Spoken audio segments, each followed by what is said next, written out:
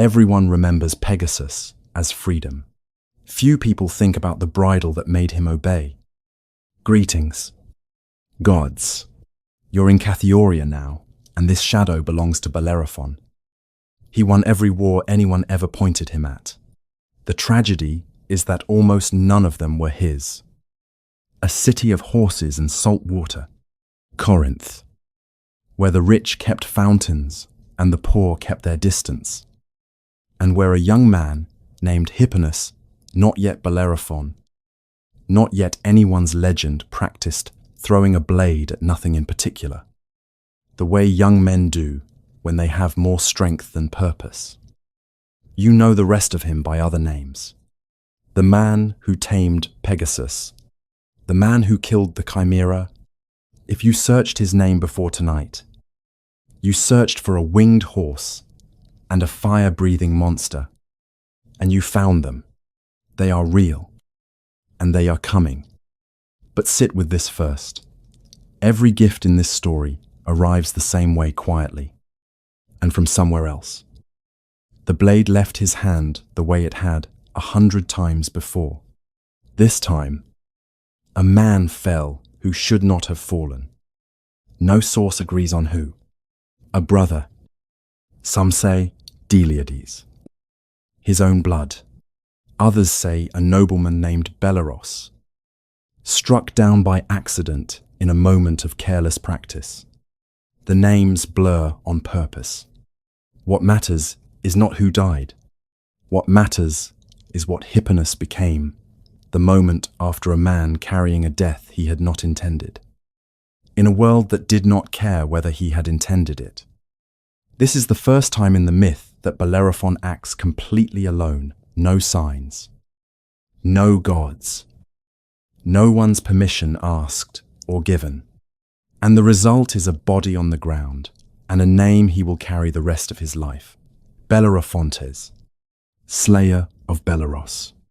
A name built entirely from one death he never chose to cause. Blood guilt did not wash off with water. The Greeks believed it clung to a man like smoke clings to wool, invisible until you stood close enough to smell it on him. And the Erinyes always stood close enough. So the boy who would become Bellerophon went looking for a king who could clean what he could not clean himself. He found one in Brutus, ruler of Tyrins. A king's hands washed the blood from a stranger's name. Bellerophon did not earn this mercy. He simply needed it. And Brutus, for reasons the myth never explains, the way it never explains most of the things that decide a man's fate, gave it. He should have been safe there. He was. For a while, long enough to be noticed by the one person in that house whose attention guaranteed nothing good, Antea, the king's wife. She wanted him. He refused her. The story gives her next act with brutal simplicity. She told Proetus the opposite of what had happened. Here is where the myth does something almost gentle, almost cruel. Proetus believed his wife. He wanted Bellerophon dead. But a guest under his roof was protected by a law older and heavier than his own anger, Xenia, the sacred bond between host and guest, which no Greek king broke without inviting the kind of divine attention that ends dynasties. Proetus could not kill the man sitting at his table. So he did something worse.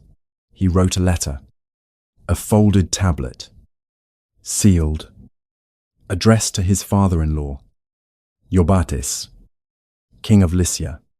Inside it, a request, in Brutus's own hand, that the bearer of this letter be killed on arrival. And then Proetus handed that letter to Bellerophon himself and asked him to carry it across the sea. Sit with that for a moment. A man asked to deliver his own death sentence, sealed in wax, in a language he could not read, without breaking a seal he had no right to break. He thought he was carrying a diplomatic courtesy from one king to another. He was carrying the only version of his life that anyone had bothered to write down, and it had been written entirely without him. He sailed, He delivered it. He had no idea what it said. What waited for him in Lycia was not an executioner. It was something almost worse, a king who, like Protus before him, could not bring himself to do the killing directly, and so handed Bellerophon a different kind of death. One with a name, one with wings. Before anything else, Bellerophon was brave. That was never the question. What follows is not the story of a coward, or a fool, or a man who got lucky. It is the story of a man who did something almost no one else alive could have done, and who still, somehow, never got to choose to do it. He chose how to fight. He did not choose why he had to fight. Euripides, king of Lycia, received his son-in-law's letter the way a good host receives any guest, with 9 days of feasting first. Wine, bread, the slow Greek ritual of hospitality performed in full before either man mentioned why the visitor had come. Only on the 10th morning did Iobates finally break the seal and read what Protus had asked of him. He did not want to kill a guest in his own hall, any more than Protus had. The law was the same in Lycia as it was in Tyrans. So Iobates reached for a different solution, the oldest trick available to a king who wants a problem to disappear. Without his own hands touching it, he gave Bellerophon an impossible task and let the impossible task do the killing for him. Somewhere in the hills, outside the city, a creature was burning the countryside. Lion at the front, serpent at the tail, a goat's head rising from its back, breathing fire hot enough to melt lead. The Chimera. No army had been able to approach it. Iobates did not expect Bellerophon to be the exception. On the way to face it, Bellerophon met a seer named Polyidos, who told him something he could not have known on his own, that no man could kill the Chimera on foot.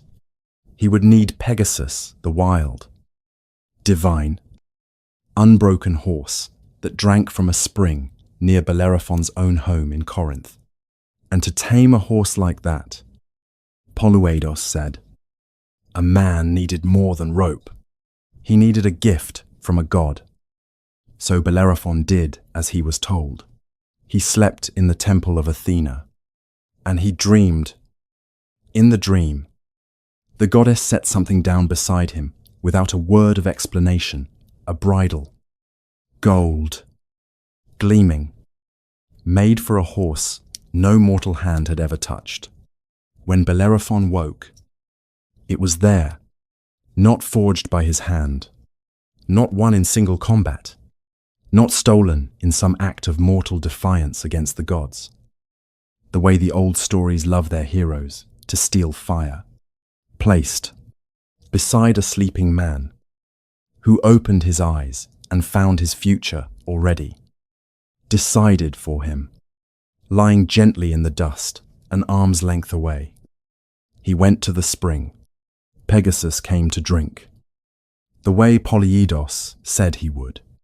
Bellerophon approached the way you approach anything wild and frightened, slowly, with no weapon raised, and slipped the golden bridle over the horse's head before it understood what was happening. A creature no ordinary hand was supposed to master, tamed in seconds, by a gift the man had not built and a horse he had not earned. And then the fight everyone came here to see. The heat reached them before the creature came into view. The air over that valley shimmered the way it does above a forge, and the rock beneath it had gone the color of old ash. Pegasus felt it first and pulled back without being asked. Bellerophon did not. He had crossed a sea, carrying his own death sentence without knowing it. He was not going to flinch now at the smell of sulfur rising off a hillside.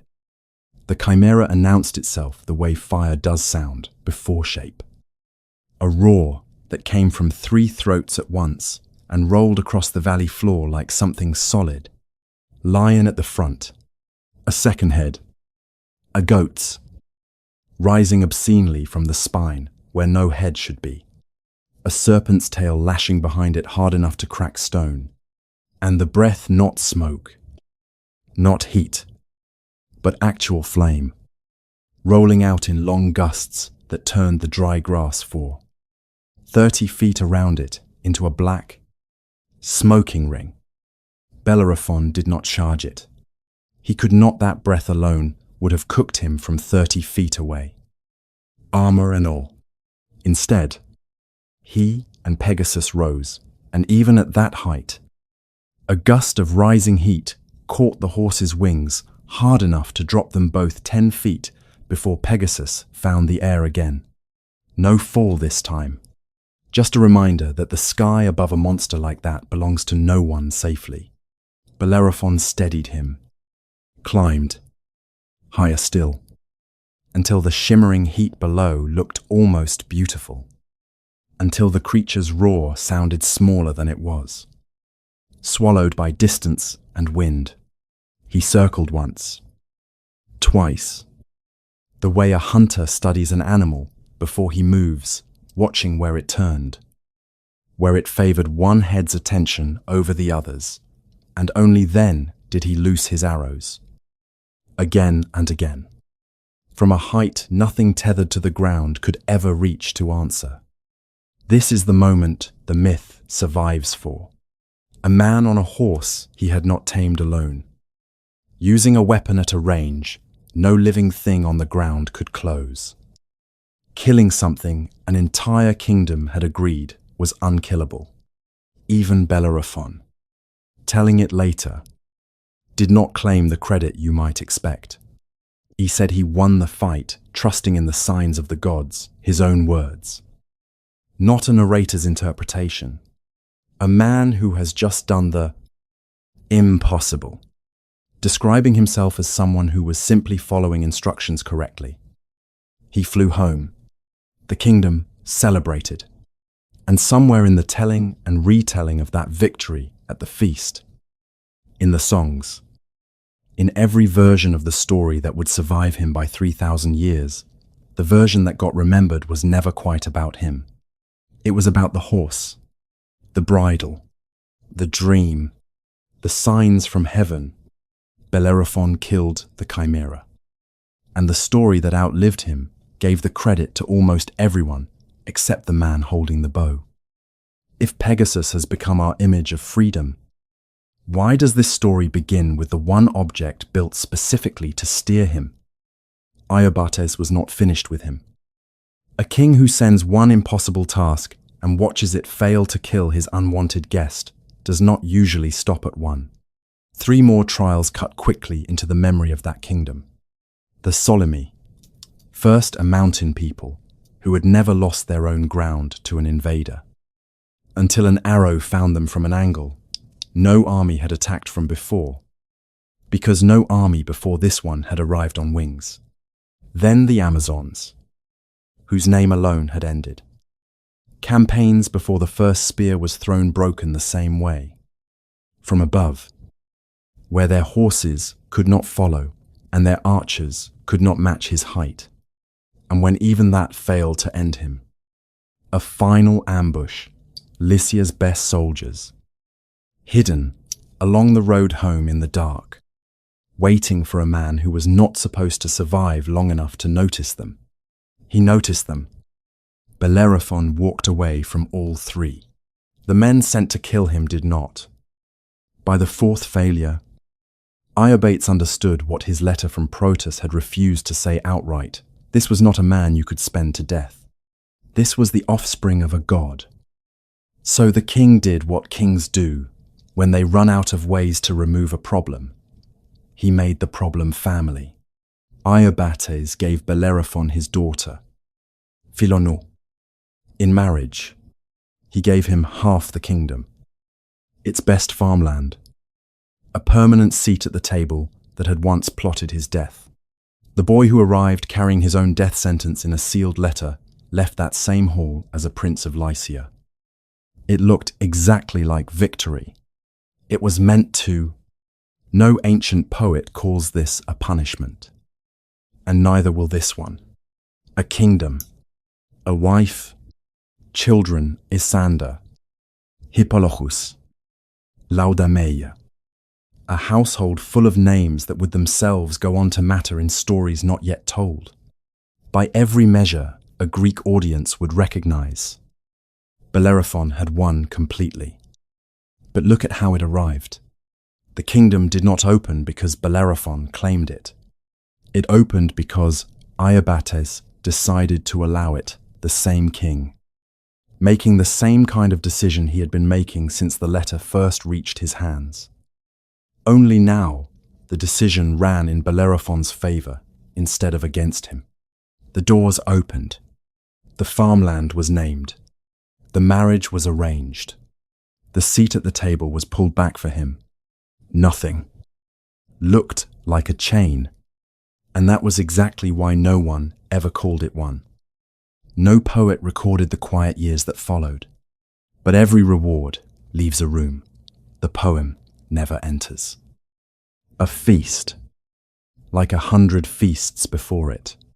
A bard, the kind every hall kept for nights like this, stood to sing, the story Lycia loved best, the one about the bridle, the horse, the monster, the king who had finally found the hero he needed. Athena gave the bridle, Pegasus carried him through the sky. Iobates set the task. The signs from heaven guided the arrows home. It was a beautiful telling. The hall went quiet the way halls do for a story everyone already loves. Bellerophon sat at the head of that table, wearing a title he had not chosen, bound inside an alliance he had not asked for, listening to the most famous thing he had ever done, and somewhere in the verses, he could no longer hear his own name inside the song. The bard sang Athena's gift, the god's signs, the king's command. He did not sing a single line about the man who had actually pulled the bowstring. A child at that table, his own, old enough to climb the stable fence by morning and ask how the wings worked, turned to him once the bard finished, eyes bright with the version he had just heard, and asked the only question a child would actually ask: were you afraid? The first time you put the bridle on him, Bellerophon opened his mouth to answer. He started the story 3 different ways. Each one began with someone else. That night, after the hall had emptied and the wine had gone flat in its cups, the man everyone in Lycia still called the favorite of Athena did not go to his bed. He went to the stable. He found Pegasus standing exactly where he always stood. Gold bridle hanging on its peg beside the stall, the way it had hung for 30 years. Bellerophon looked at the horse the way he had not let himself look in years, not as the creature that made him a legend, but as the first gift in a chain of gifts that had built his entire life without once asking what he wanted it to look like. The wings were still real. The gold on that bridle had not dulled in 3 decades, but for the first time, he could no longer tell the difference between the two. What he did next has no oracle behind it. No seer told him to do it. No god sent a dream the night before. No letter carried instructions in someone else's handwriting. For the first time since the accident that gave him his name, a decision belonged to Bellerophon alone, start to finish, with no one's hand on the bridle but his. The first time, he had not meant it. This time, he did. He did not saddle Pegasus quickly. That would have made it look like rage. And this was not rage. He moved slowly, the way men move when they have already crossed a line inside themselves, long before the body follows.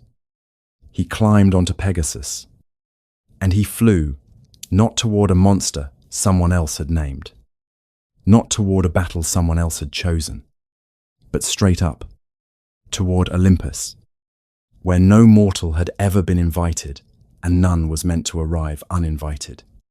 The higher he rose, the less the sky looked like freedom. Homer gives us only the wound here, not the reason. The Iliad tells us simply that Bellerophon became hated by all the gods and wandered the Aleian plain afterward, eating his own heart out, avoiding the paths of other men. It does not explain why. It trusts the silence more than it trusts an answer. He was not innocent. Whatever pushed him upward, he knew exactly whose sky he was flying into. But innocence has never been the only road into tragedy.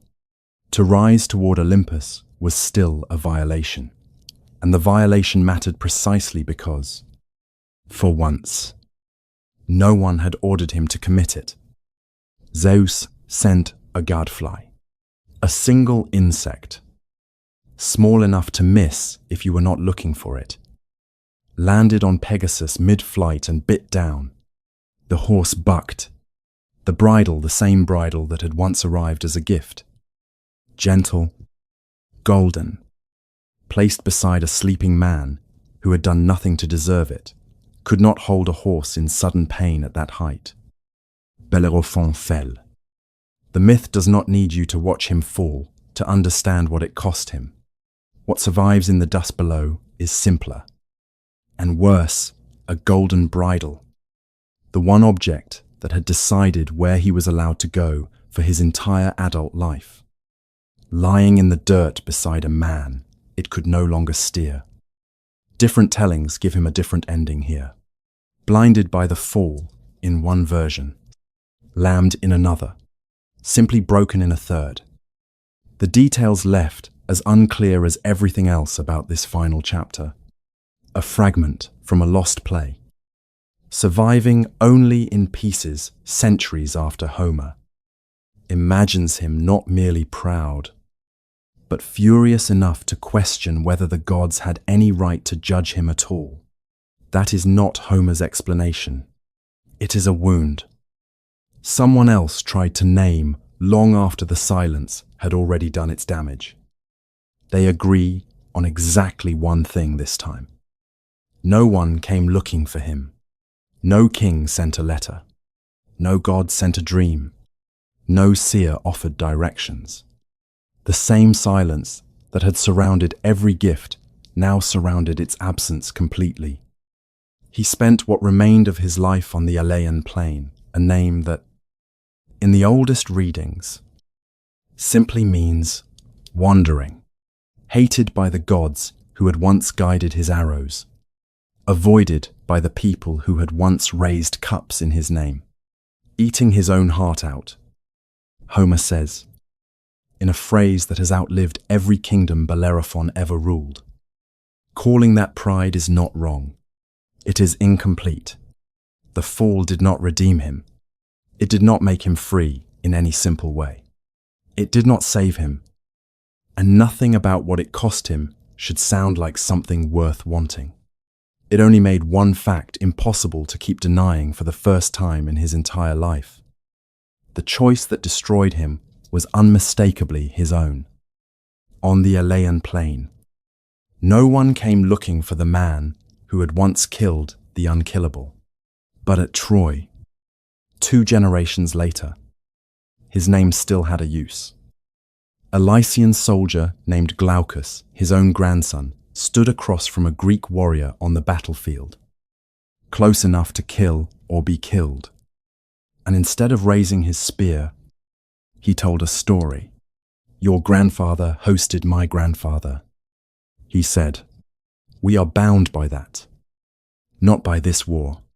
He told the story of Bellerophon to save his own life that afternoon, not to mourn him, not to understand him, simply because a dead man's name still had weight enough to stop 2 spears from moving. Even his story, in the end, belonged to someone else's purpose.